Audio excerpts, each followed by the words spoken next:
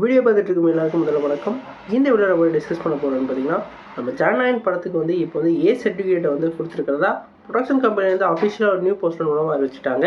இந்த படம் வந்து ரிலீஸ் ஆக போகிறத வந்து இப்போ கன்ஃபார்ம் ஆயிடுச்சு. இந்த ஏ சர்டிஃபிகேட்டை பற்றியும் அதேமாதிரி நம்ம தளபதியோட க்ரோத்தை பற்றியும் இந்த வீடியோ நம்ம டீட்டெயிலாக டிஸ்கஸ் பண்ணுவோம். அதுக்கு முன்னாடி நீங்கள் இந்த சேனலுக்கு புதுசாக தான் சேனல் சப்ஸ்கிரைப் பண்ணி பெல் ஐக்கனோட கிளிக் பண்ணி வச்சுக்கோங்க. வாங்க நம்ம வீடியோக்குள்ளே போகலாம்.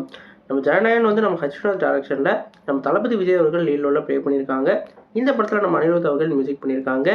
இன்றைக்கி இந்த படத்துலேருந்து அவருக்கு வந்து இந்த படத்துக்கு ஏ சர்டிஃபிகேட் கொடுத்துருக்கிறதா ஒரு நியூ போஸ்டர் மூலமாக அறிவிச்சிருக்காங்க. இந்த நியூ போஸ்டரே வந்து சாட்டை எடுத்து நாட்டை திருத்துன்ற மாதிரி பொலிட்டீஷியன்லாம் கீழே உட்காந்து இருக்கிற மாதிரியும் அவர் வந்து ஏதோ வயலண்ட்டான ஒரு டைலாக் பேசுகிற மாதிரியான சீக்வன்ஸை ஒரு போஸ்டராக ரிலீஸ் பண்ணியிருக்காங்க.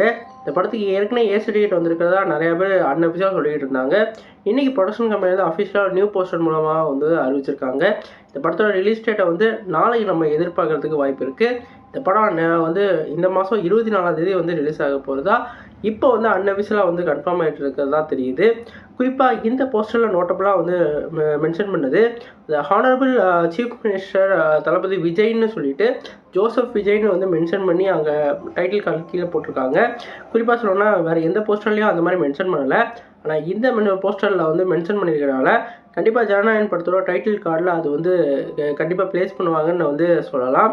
நம்ம தளபதியை பொறுத்த வரைக்கும் நாளைய தீர்ப்பில் வந்து அவருக்கான ஒரு அங்கீகாரத்தை வந்து ஃபஸ்ட்டு படமாக வந்து அவருக்கு ரிலீஸ் ஆச்சு. அதில் வந்து அறிமுகம் விஜய்னு சொல்லிட்டு அந்த டைட்டில் கார்டு இருக்கும். அதுக்கப்புறம் வந்து அவங்க ரசிகர்களுக்கு கொடுத்த ஒரு பெரும் ஆதரவுக்கு அப்புறம் இளைய தளபதின்ற ஒரு டைட்டில் கார்டை வந்து அவர் வந்து ஃபாலோ பண்ணிகிட்டு இருந்தார். அது வந்து தலைவாக்கு அப்புறம் ஒரு வேறு லெவலில் பேரையும் வந்து சம்பாரித்து கொடுத்துச்சு. அதுக்கப்புறம் வந்து தளபதின்னு சொல்லிட்டு நம்ம மெர்சலுக்கு அப்புறம் வந்து அவருக்கான ஒரு ரீச் கிடச்சிச்சு. தளபதி விஜய்னு சொல்லிட்டு அவரான டிரான்ஸ்ஃபர்மேஷனை அவர் வந்து கொடுத்துருந்தாரு. இளைய தளபதியிலேருந்து தளபதியாக வந்து மாறிட்டார் அப்படின்ற மாதிரி டைட்டில் கார்ட்லேயும் வந்து அதை ரிஃப்ளெக்ட் பண்ணியிருந்தாங்க. இப்போ தளபதியிலேருந்து முதலமைச்சர் விஜய்ன்ற டைட்டில் கார்டுக்கு வந்து நம்ம தளபதி வந்து முன்னேறி இருக்காரு. அதோட கிராஃபை பார்த்திங்கன்னா என்னதான் ஏற்றம் இறக்கமாக இருந்தாலும் அவரோட லான்ச் வந்து வேறு லெவலில் இருந்ததுன்னு தான் சொல்லணும். ஒவ்வொரு படத்தோட அந்த தோல்விக்கு அப்புறம் அடுத்த படத்துலேயே ஒரு வேறு லெவல் கம்பேக் கொடுப்பாரு. குறிப்பாக சொல்லணும்னா அவரோட கெரியரில் ரொம்பவே மோசமான ஒரு கெரியர்னால் அவரோட 50 மூவி வந்து சுறா தான். இந்த படம் வந்து ரிலீஸ் ஆகையிலே வந்து நிறையா வந்து நெகட்டிவ் ரிவ்யூஸ் கிடச்சி அந்த படம் ஃப்ளாப் ஆச்சு. அதுக்கப்புறம் சின்ன படமாக வந்து அவருக்கு வந்து வெற்றி அடையலை. ஆனால் அதுக்கப்புறம் கம்பேக் கொடுக்குறேன்னு சொல்லிட்டு துப்பாக்கின்னு ஒரு படம் கொடுத்து அவரோட கெரியரை வேறு லெவலில் க்ரோத்தாக கொண்டு போயிருந்தார். அதுக்கப்புறம் அவருக்கு ஃபுல்லாகவே வந்து வெற்றி படங்கள் தான். குறிப்பாக சொல்லணும்னா கடைசியில் வந்து இந்த கோட் வரைக்குமே அவருக்கான அந்த கெரியர் பெஸ்ட்டுக்கான ஒரு க்ரோத்தை கொடுத்துக்கிட்டே இருந்தார். குறிப்பாக ஆக்டிங் ஸ்கோப்பான மூவிஸ்லேயும் வந்து நடிச்சுக்கிட்டு தான் இருந்தார். அவரோட பட்ஜெட்லேயும் சரி பாக்ஸ் ஆஃபீஸ்லேயும் சரி செம க்ரோத்தை வந்து யாருமே வந்து தொட முடியாத அளவுக்கு லட்சியத்தோடு அவர் வந்து முன்னேறிட்டு இருந்தார்.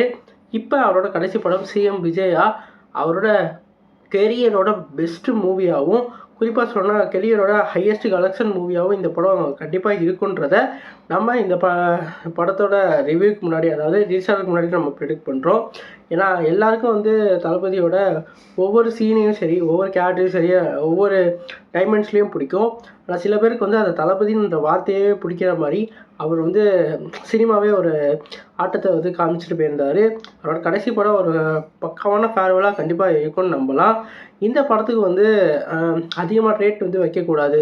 குறிப்பாக சொல்லணும்னா அந்த ஃபஸ்ட் ஷோ இதெல்லாம் ரசிகர் மன்றத்துலலாம் அதிகமாக வைக்கக்கூடாது. குறிப்பிட்ட அளவு அவங்க சின்ன ரேட்டு கொடுத்துருந்தாலும் அந்த ரேட்டு தான் கொடுக்கணும்னு சொல்லிட்டு டிஸ்ட்ரிபியூட்டர்ஸ்க்கெலாம் வந்து ஏற்கனவே வந்து ஒரு வார்னிங் வந்து போயிருக்கு. ஃபஸ்ட் ஷோ எல்லாமே வந்து இந்த தடவை வந்து அந்த டிக்கெட் புக்கிங்லேயே வந்து ரிஃப்ளெக்ட் ஆகும்.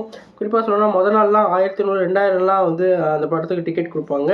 இப்போ மேக்ஸிமம் அந்த 120 இல்லாட்டி 190 அந்த இது பேஸில் தான் இருக்க போகுது. அதனால் அதுக்கும் வந்து பாக்ஸ் ஆஃபீஸ்க்கு க்ரோத்துக்கு வந்து கீழே வந்தாலும் இவங்க ரசிகர் மற்றும் கண்டிப்பாக வந்து வேறு லெவலில் இந்த படத்தை வந்து ஓட வைப்பாங்க. அதை நம்ம வெயிட் பண்ணி பார்ப்போம். நீங்கள் சொல்லுங்கள் ஃப்ரெண்ட்ஸ், இந்த படம் வந்து எவ்வளோ இதாக வெயிட் பண்ணுறீங்க? நம்ம தளபதி சிஎம் ஆனதுக்கப்புறம் என்னென்ன மாற்றங்கள்லாம் வந்திருக்குன்னு கமெண்ட் பாக்ஸில் கமெண்ட் பண்ணுங்கள். சேனல் புதுசாக தான் சப்ஸ்கிரைப் பண்ணுங்கள். நன்றி.